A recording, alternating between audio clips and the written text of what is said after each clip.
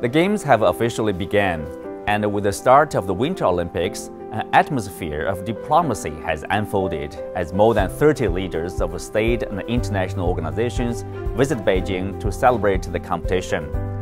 What has grabbed global attention has been the meeting between Chinese President Xi Jinping and his Russian counterpart Vladimir Putin, not only for its international significance, but also personal friendship.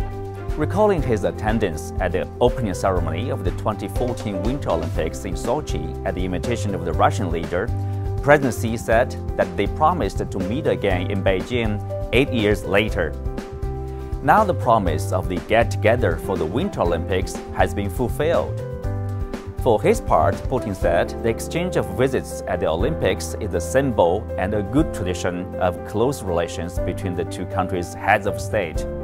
In fact, Putin's trip to China resulted in the 38th meeting between the two leaders since 2013. The number itself says a lot about the friendship between the two leaders as well as that between the two countries.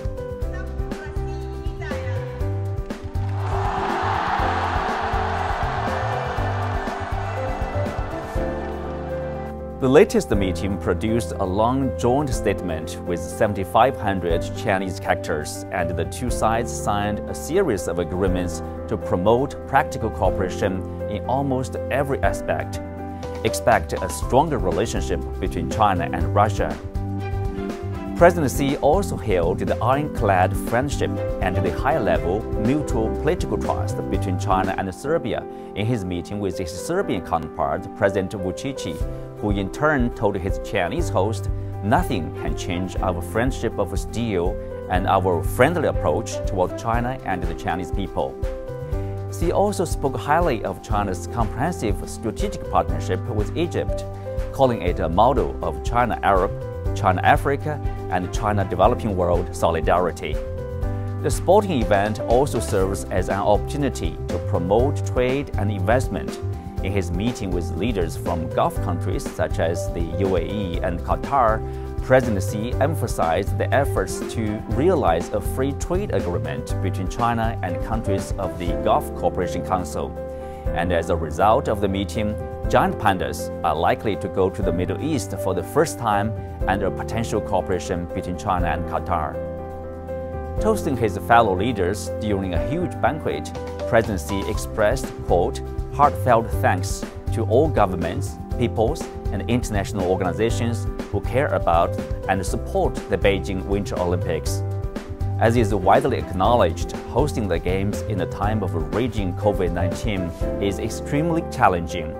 But we've had a good start with a spectacular opening ceremony.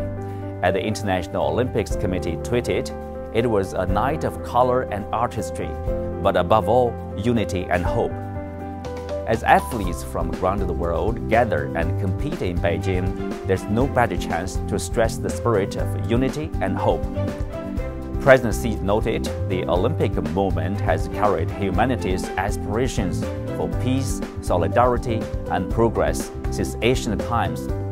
We shall promote this spirit and meet the common challenges facing the international community through solidarity.